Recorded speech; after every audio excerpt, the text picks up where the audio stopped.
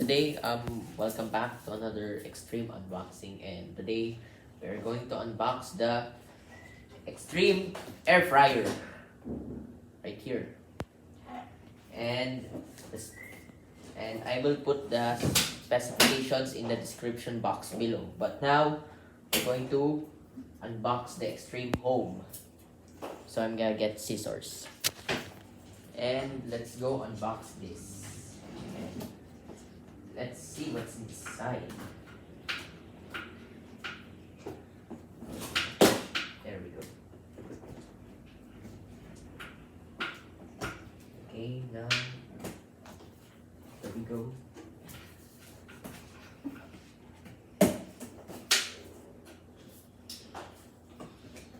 And here's what's inside. And right here we got, I don't know, it's the warranty card and the store copy. And right here we have the user's manual and the plug itself. And now let's start to open it. And here we have it. And we got the air fryer. And let's go review this thing.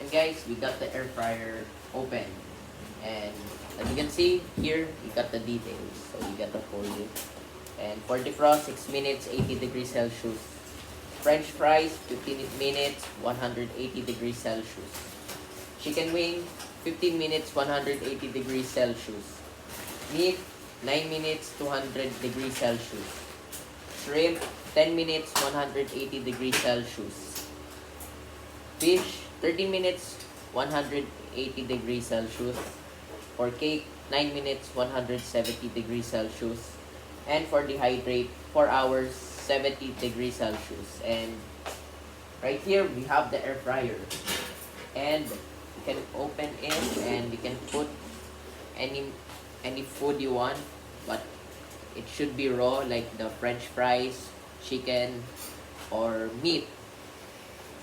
And you can just leave it for any minute, and you'll just cook it until it's cooked. And as you can see, the specifications, the voltage is 230 volts, frequency 60 Hz, power 1500 HW, and the net weight is 4.2. The gross weight is 4.7. And here are the features in this air fryer. I'll show it to you. And the features is the air fry, roast, bake, broil, dehydrate with multifunction, functional timer with automatic shut off, which means timer with auto shut off, and bigger capacity. It has a 3.5 QT capacity. And as you can see, here's the air fryer. You'll not have a hard time cooking anytime, like using a gas range stove. And you can buy this at Shopee, Lazada, or Xtreme appliance stores. So I will put the shop or the link in the description box, so in case you'll need to buy, here's the link in the description box. So I will also put the specifications in the description box. And that's it for this video.